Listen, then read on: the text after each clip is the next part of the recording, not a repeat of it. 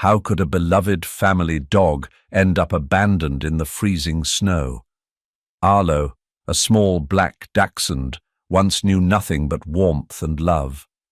But when the bitter cold closed in, his fate took an unimaginable turn. Was this the end of his journey, or would a higher power guide him toward salvation? Could there still be hope amidst the snow and silence?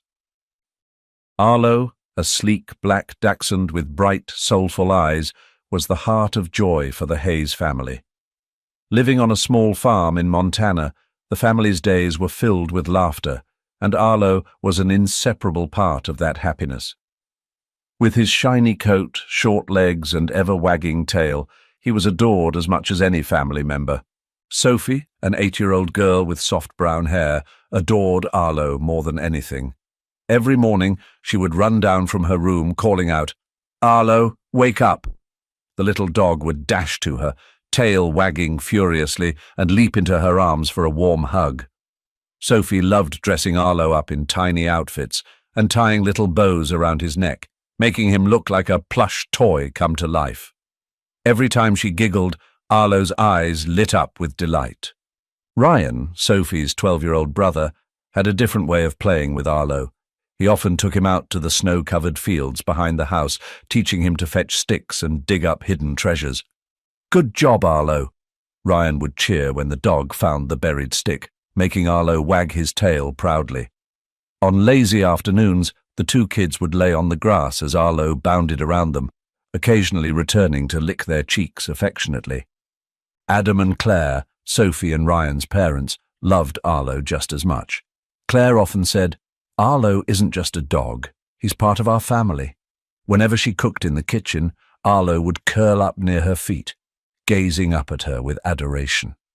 Occasionally, he would nuzzle her hand when she bent down to pet him. Claire even made special treats for him, from roasted chicken bits to homemade dog biscuits. Adam, a rugged but kind-hearted man, showed his love in practical ways. He often took Arlo along when working around the farm. Whether fixing the tractor or inspecting the stables, Adam would say, "Come on, Arlo, help me out." Though the little dog didn't quite understand, he stayed by Adam's side loyally. Once the chores were done, Adam would reward Arlo with a pat on the head or a small treat, which sent his tail wagging uncontrollably. The Hayes family farm sat amidst Montana's rolling hills, blanketed in snow during winter and bursting with wildflowers in the summer. Arlo loved racing through the open fields, chasing butterflies or sparrows that fluttered by. When the weather turned cold, he would curl up by the fireplace in the living room, where the family often gathered. The sight of Arlo snuggled up in Sophie's lap, or lying by Claire's feet, was a familiar and heartwarming scene every evening. Arlo wasn't just loved by the Hayes family. He also made friends with the other animals on the farm. Millie, the cow with a jangling bell, was one of his favorite companions to chase around. Even Smokey, the grumpy old barn cat, eventually grew accustomed to Arlo's presence, often sharing a sunny spot with him on the porch. One winter day, after the first snowfall of the season, Sophie decided to build a snowman in the front yard. She placed Arlo on top of the snowman as a finishing touch, making him look like a king, surveying his icy kingdom. The family burst into laughter as they saw Arlo perched on the snowman, his long ears drooping like a crown. Ryan took a photo and titled it, "Arlo the Snow King." During summer mornings, the family would head to the garden to pick fruits and pull weeds. Arlo, with his little nose sniffing everywhere, would dart around the yard, occasionally jumping up to catch an apple Adam plucked from a tree. "He's our little farm helper," Claire often said, smiling as she watched him. Arlo didn't just receive love, he gave it back tenfold with his loyalty and endless enthusiasm. He was always the first to greet the family members when they came home. Whether it was Adam returning late from a long day's work, or Claire carrying groceries through the door, Arlo would be there, tail wagging as if to say, "I missed you so much." Arlo's life at the Hayes farm was a dream come true, an idyllic world filled with warmth and love. But life has a way of testing even the happiest moments. Little did Arlo know the happiness he cherished so much was about to be disrupted. An unforeseen twist was on the horizon, one that would challenge the bonds of love and loyalty that had defined his life. Life at the Hayes farm had always been a symphony of warmth and routine. The laughter of children, the steady rhythm of chores, and Arlo's lively presence made each day feel complete.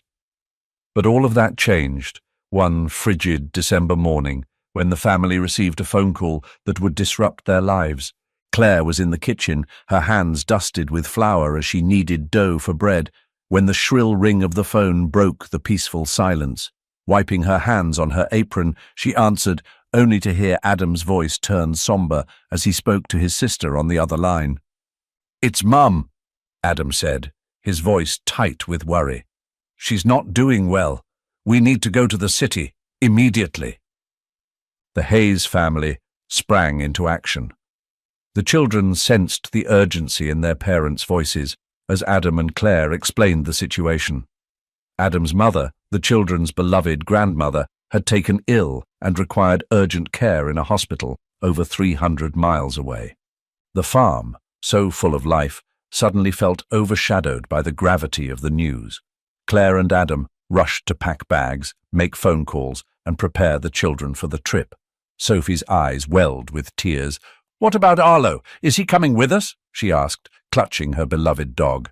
Adam knelt beside her and stroked Arlo's head gently. "Sophie, it's going to be a long and stressful journey, and we won't be able to take proper care of him while we're away," he explained softly. "But don't worry, we'll ask Mrs. Margaret to look after him for a few days. She's just next door, and Arlo knows her well." Though reluctant, Sophie nodded, hugging Arlo tightly. "Be good, Arlo," she whispered into his ear. The dog, sensing the unusual tension in the house, stayed close to Sophie, his tail wagging uncertainly. In their haste, Claire scrawled a quick note on a piece of paper for Margaret, detailing instructions on feeding and caring for Arlo. She left it on the kitchen table and asked Ryan to run over and let Margaret know about their plans. But amidst the chaos, packing last-minute items, ensuring they had warm clothes and checking the weather forecast, Ryan forgot to deliver the note. Claire assumed the message had been delivered, and with heavy hearts, the family piled into the car, leaving the farm behind. In the confusion of their departure, no one noticed Arlo standing by the front door, his eyes wide with confusion, as the sound of the car engine faded into the distance. When Arlo realized the house had gone silent, he began pacing from room to room, his claws clicking on the wooden floors. He sniffed Sophie's bed, Ryan's favorite chair, and the door where Adam's boots usually stood. The warmth and bustle of his family had vanished, leaving behind an eerie stillness. Arlo padded back to the living room and curled up by the now cold fireplace. His dark eyes gazed at the flickering shadows of snowflakes outside the window. As the day stretched on and the temperature dropped, Arlo began to shiver, not just from the cold, but from a sense of growing unease. Where had his family gone? As night fell, the wind outside picked up, howling through the cracks in the farmhouse walls. Snow piled higher against the windows, muffling the world beyond. Arlo whimpered softly, curling tighter against himself for warmth. His small body, built for companionship rather than the harsh outdoors, struggled to find comfort in the empty house. Outside, the landscape transformed into a sea of white under the dim glow of the moon. The world seemed vast and indifferent, far removed from the cozy hearth and playful laughter Arlo had always known. He ventured to the front door and scratched at it, his paws leaving faint marks on the wood, but no one was there to let him out, or let him in again. Meanwhile, Margaret had no idea the Hayes family had left or that Arlo was meant to be in her care.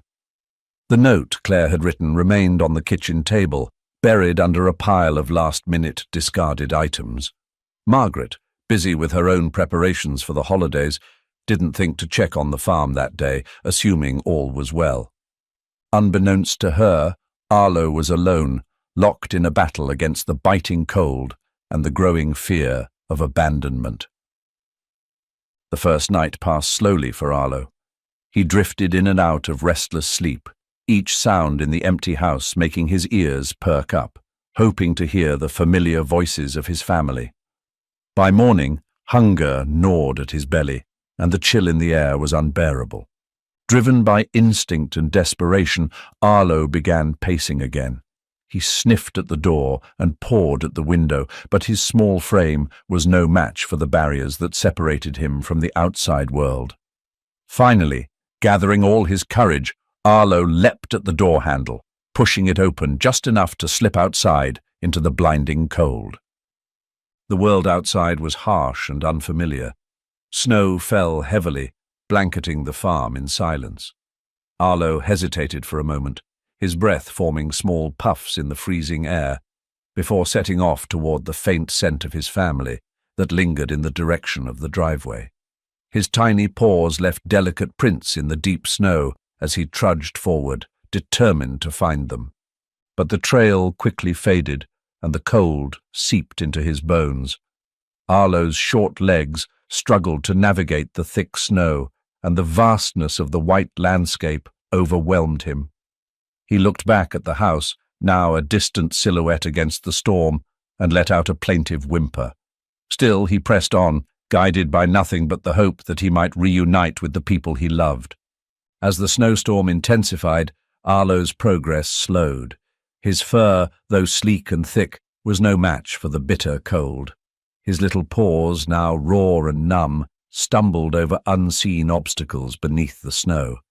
Exhausted and disoriented, Arlo paused under the glow of a distant streetlight, his small body trembling uncontrollably. In the quiet of the storm, Arlo's world felt impossibly big and empty. The family he trusted, the warmth he cherished, all seemed impossibly far away. Yet even in his despair, Arlo's spirit remained unbroken. He lay down, curling tightly against the cold, and waited for a sign, a savior, or a miracle. The morning began with an unsettling silence. Arlo woke up near the cold fireplace, the usual warmth of the Hayes family noticeably absent. He stretched his small legs and sniffed the air, hoping to catch the scent of Sophie or Ryan. But the house was eerily quiet.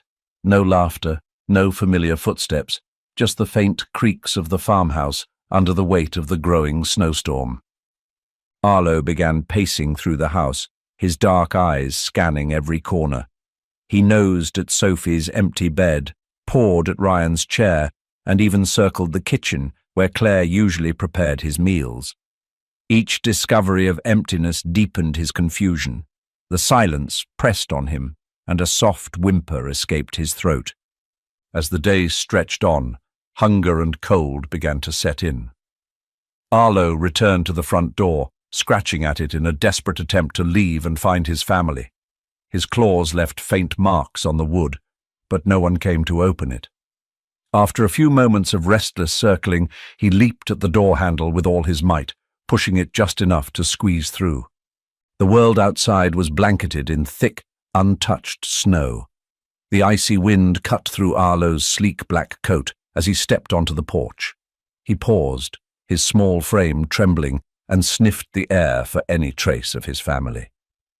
A faint scent lingered near the driveway, and he latched onto it with determination. Arlo began trudging through the snow, his tiny paws sinking deep with every step. The once familiar surroundings of the farm quickly disappeared into the storm. Snowflakes swirled around him, and the cold bit at his paws and nose. The scent he had been following grew fainter with each passing moment, and soon he was surrounded by an endless expanse of white. The cold seeped into Arlo's body, his legs growing weaker with each step. His little frame, so full of life and energy just days before, now felt heavy and exhausted. The relentless wind howled in his ears, drowning out all sound. His breaths came in short, labored puffs, each one visible in the freezing air. Arlo paused, his legs shaking beneath him. He turned his head, glancing back at the distant silhouette of the farmhouse, now barely visible through the storm. A soft whimper escaped him as he looked forward again, the path ahead hidden by the swirling snow. Still, he pressed on, his determination fueled by the faint hope of finding his family. As dusk began to fall, the world around Arlo turned darker and colder. His steps faltered, and his small body swayed. The snow beneath him seemed to pull him down, and his paws, now raw and numb, could barely hold his weight. Just as he was about to collapse, a faint glow appeared in the distance. The light was soft and golden, cutting through the grey haze of the storm. Arlo's ears perked up, and his tired eyes focused on the beacon. Summoning the last ounce of his strength, he stumbled toward it, his movements slow and laboured. As Arlo drew closer, the light revealed itself to be from a small roadside diner. Its windows were fogged with condensation, and faint silhouettes of people inside moved against the warm glow. The sound of muffled voices and the faint scent of food reached Arlo, offering him a glimmer of hope, but his strength had run out. Just steps away from the diner, Arlo's legs gave way, and he collapsed into the snow. His body trembled as he lay there, his dark coat dusted with snowflakes. The light shone above him, and the soft hum of voices surrounded him like a lullaby. Though his vision blurred and his breath slowed, Arlo clung to the faint hope that this light might be the salvation he so desperately needed. The warmth of the roadside diner contrasted sharply with the harsh cold outside. Inside, the scent of freshly brewed coffee and sizzling bacon filled the air as patrons huddled in booths, enjoying a reprieve from the bitter winter storm. Emily, a young waitress with auburn hair tied back in a loose ponytail, was clearing a table near the window when something caught her eye. Through the frosted glass, Emily spotted a small, dark shape lying near the diner's entrance. At first, she thought it was just a pile of snow blown by the wind, but a faint movement made her pause. Dropping her tray, she rushed to the door. The icy wind slammed into her as she opened it, revealing a tiny black dog curled up against the steps, trembling uncontrollably. "Oh my gosh!" Emily gasped, her heart aching at the sight of the frail creature. She knelt down, her breath visible in the freezing air, and carefully scooped the dog into her arms. Its body was alarmingly light, and its fur was matted with ice. "You poor thing," she murmured, wrapping her scarf around the shivering animal. Emily carried the dog inside, shielding him from the curious stares of the diner's patrons. She laid him gently on a soft towel near the fireplace, her hands moving quickly to wrap him in another layer of warmth. The dog whimpered softly, its brown eyes barely open, a testament to the sheer exhaustion and cold it had endured. "Is he going to be okay?" an elderly woman asked from her booth, concern etched on her face. "I don't know," Emily replied, her voice trembling, "but we have to try." One of the cooks brought over a bowl of warm milk, while another patron offered a blanket. Emily gently massaged the dog's tiny paws, trying to restore circulation. "Come on, little guy," she whispered, her tone full of encouragement. "You're safe now." The diner quickly became a hive of activity. Customers gathered to watch and offer help, their hearts touched by the sight of the small, helpless creature. A young boy offered a piece of his sandwich, while a mother handed Emily a hot water bottle to place under the towel. Slowly the dog began to stir. His breathing steadied, and his trembling subsided. Emily smiled as he licked a few drops of milk from her fingertips. "That's it," she said softly. "You're a fighter, aren't you?" The patrons cheered quietly, their collective relief palpable. "He's going to make it," an elderly man said, nodding approvingly.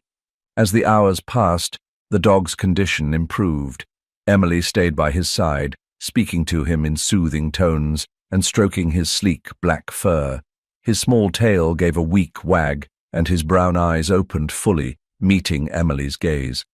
The connection was instant, and Emily felt a deep sense of responsibility for this little life she had saved. But as the dog tried to move, something seemed off. He stumbled and bumped into the edge of the towel. Concerned, Emily guided him with her hands, but his movements were hesitant and uncertain. A sinking feeling settled in her chest as she waved her hand gently in front of his face. There was no reaction. Emily's suspicion was confirmed by the local veterinarian she called the next morning. "It's frostbite," he explained after examining the dog. "The cold has caused severe damage, and it's likely he's lost his sight permanently." Emily's heart sank. She looked at the small dog lying on the examination table, his head resting on his paws, as if sensing the weight of the diagnosis. "But he'll survive, right?" she asked, her voice barely above a whisper. "Yes," the vet reassured her. "He's a strong little guy. With the right care, he'll adapt." Emily carefully carried Arlo up the narrow staircase to her modest apartment above the diner. Wrapped in a warm towel, the little black dachshund trembled faintly in her arms, still recovering from the ordeal in the snow. As Emily pushed open the door, she whispered softly, "Welcome home, Arlo." Emily had prepared the apartment as best as she could, clearing obstacles and placing a soft rug in the center of the living room to give Arlo a safe space. She gently set him down on the rug, crouching beside him as he sniffed the unfamiliar surroundings. At first, Arlo stayed close to her, his small frame tense with uncertainty. His ears twitched at every sound, the distant hum of a refrigerator, the faint creak of the floorboards. The world had become a dark and intimidating place, and his hesitation was palpable. Emily sat beside him, stroking his sleek fur. "It's okay, Arlo. This is your home now. You're safe here." Over the next few days, Emily introduced Arlo to his new environment. She used her voice to guide him, tapping lightly on the floor or clapping softly to help him find his way. "Food's over here," she said, gently guiding him to his bowl. "Your bed is right here," she added, patting a soft cushion she had placed in the corner of the room. Arlo stumbled at first, bumping into furniture and hesitating at doorways. When he grew frustrated and let out small whimpers, Emily was always there, offering reassurance. "You're doing great, little guy," she said, her voice steady and kind. Slowly, Arlo began to trust his other senses. His keen nose helped him locate his food and water, while his ears became attuned to Emily's movements and voice. Each small success, a step taken without stumbling, a wag of his tail when he reached her hand, was a triumph that Emily celebrated with joy. One afternoon, Emily decided to play a game with Arlo. She bought him a soft toy with a squeaker inside, thinking the sound might catch his attention. "Arlo, catch," she said, tossing the toy a short distance across the room. Arlo's ears perked up at the squeak, and he followed the sound hesitantly, his nose twitching as he moved toward it. When he finally reached the toy and clamped it in his jaws, Emily clapped her hands. "Good boy, Arlo, you did it." His tail wagged furiously, and he brought the toy back to her, dropping it at her feet with a triumphant bark. For the first time since the snowstorm, Arlo seemed to have found joy again. As days turned into weeks, the bond between Emily and Arlo grew stronger. Emily's voice became his constant guide, and he followed her wherever she went, his little paws padding softly behind her. At night, he curled up at the foot of her bed, his presence a comforting reminder of their shared resilience. One evening, as they sat together on the couch, Emily stroked Arlo's fur and spoke to him quietly. "You're so brave, Arlo. You've been through so much, but you're still here. You're my little fighter." Arlo nuzzled her hand in response, his trust in her unwavering. One sunny morning, Emily decided it was time for Arlo to experience the world beyond the apartment. She fastened a small harness around his chest and clipped on a leash, speaking to him in soothing tones as she led him down the stairs. The park near the diner was bustling with life, children laughing, birds chirping, and the faint rustle of leaves in the breeze. At first, Arlo froze, his ears swiveling to catch the unfamiliar sounds. Emily knelt beside him, rubbing his back gently. "It's okay, Arlo. I'm right here."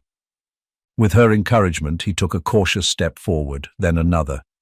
The soft grass under his paws and the scent of flowers in the air seemed to calm him.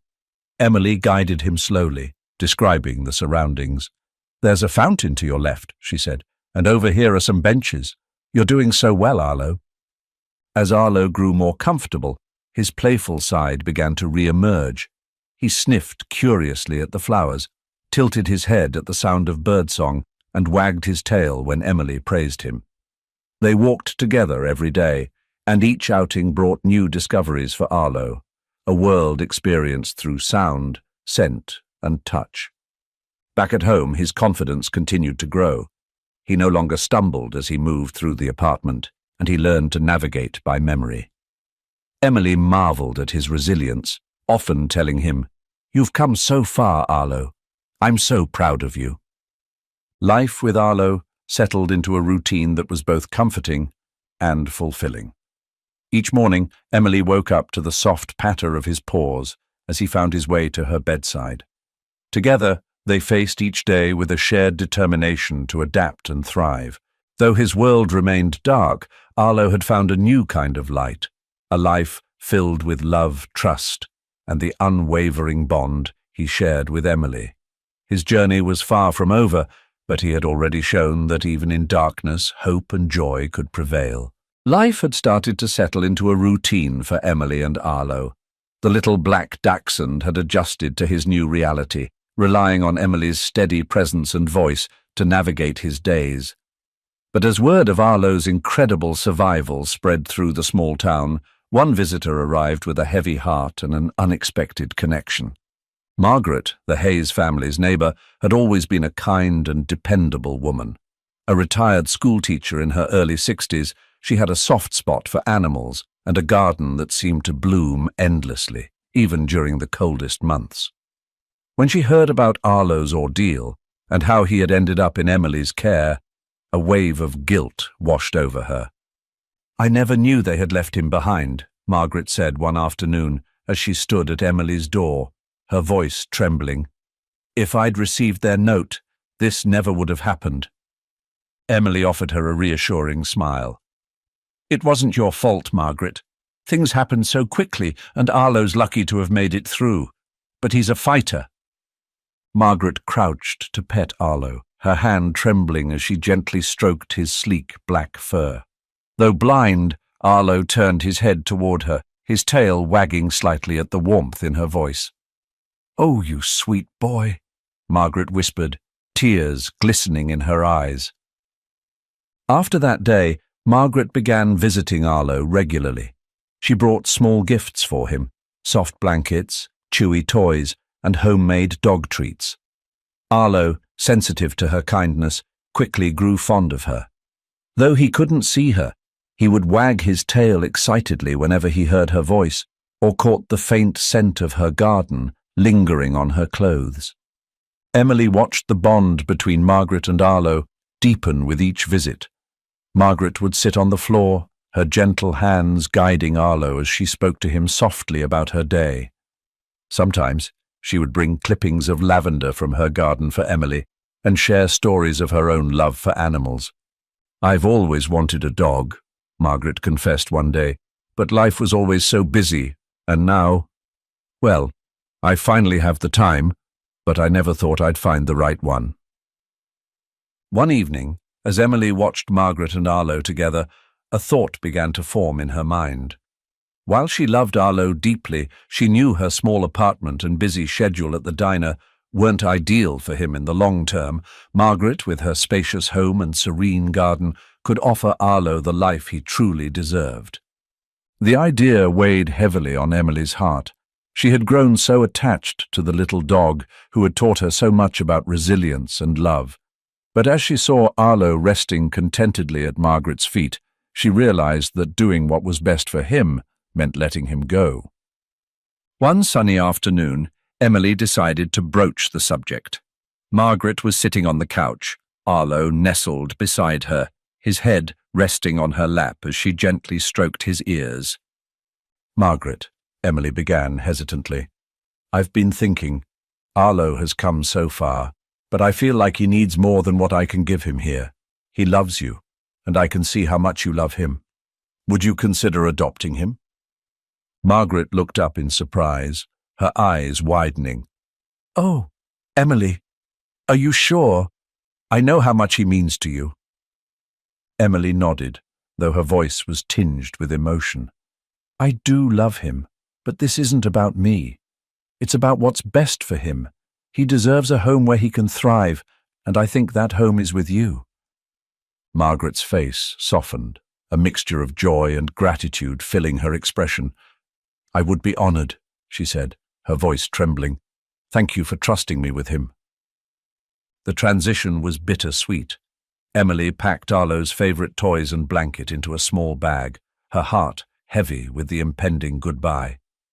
As Margaret gently lifted Arlo into her arms, Emily knelt beside him, whispering, "You'll always be my brave boy, Arlo. Be happy, okay?" Arlo wagged his tail as if to reassure her, nuzzling her hand one last time before Margaret carried him out the door. Emily watched from the window as they walked down the street toward Margaret's home, tears streaming silently down her face. Margaret's house was a paradise for Arlo. The large garden, filled with fragrant flowers and shady trees, became his new playground. Margaret guided him through every corner of the house, using her gentle voice and patient hands to help him adjust. Arlo quickly learned to navigate his new surroundings, finding his food bowl by scent and memorizing the layout of the garden. Margaret spent hours with him each day, reading aloud from her favorite books as they sat on the patio, or tossing soft toys for him to find by sound. Arlo thrived in Margaret's care. His playful spirit, once subdued by fear and uncertainty, blossomed again. He explored the garden with unbridled enthusiasm, his tail wagging as he sniffed the lavender bushes and barked at the squirrels scampering through the trees. Margaret, too, found a new sense of purpose in caring for Arlo. The little dog filled her days with joy and companionship, and she often marveled at his resilience. "You're such a special boy, Arlo," she told him one evening as he lay beside her on the porch. "You've brought so much light into my life." It had been over 2 months since the Hayes family had left their Montana farm, and life had moved forward in unexpected ways. Arlo, the little black dachshund, had found safety, love, and a new home with Emily and Margaret. But the quiet life in the small town was about to be shaken by an emotional reunion. On a chilly morning, Margaret was in her garden tending to the flowers, while Arlo basked in the warmth of the sun, his nose twitching at the familiar scents of lavender and earth. Suddenly, the sound of tires crunching on gravel broke the peaceful silence.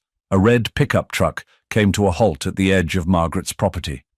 The Hayes family stepped out, their faces etched with a mix of anticipation and guilt. Claire held Sophie and Ryan close, while Adam leaned heavily on the truck door, his face pale but filled with determination. It was clear that he had been through a difficult ordeal.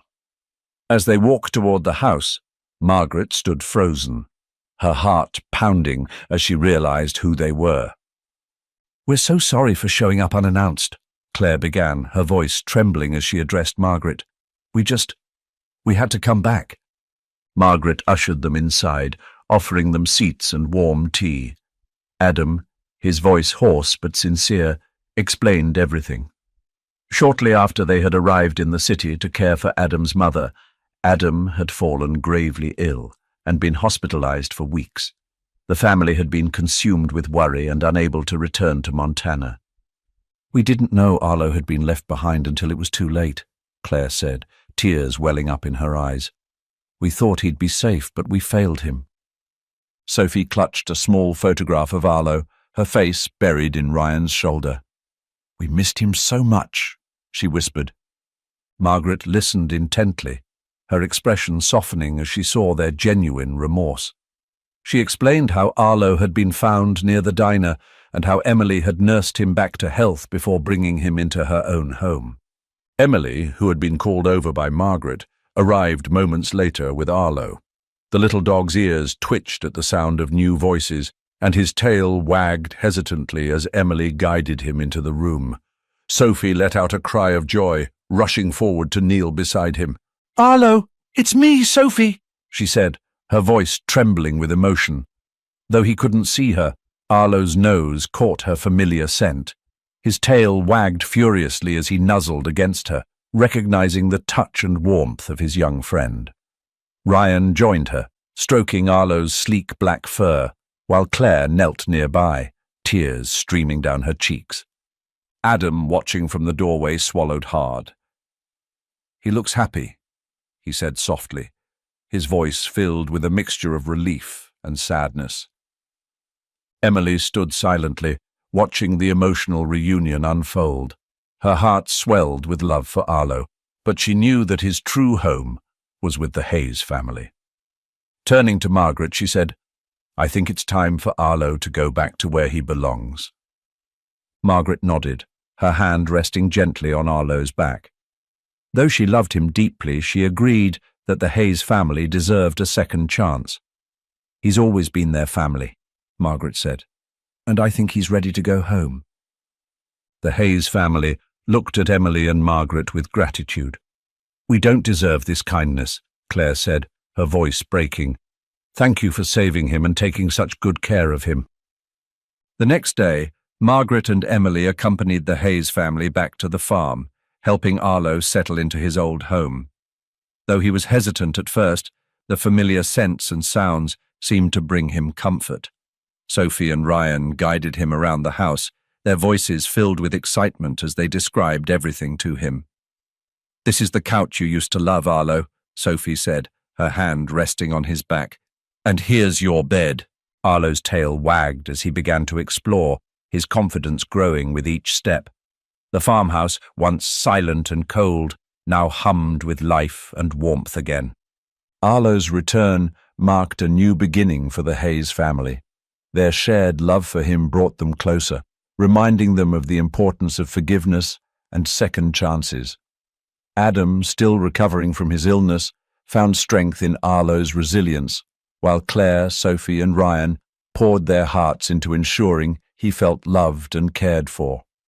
Emily and Margaret visited often, bringing treats and stories to share.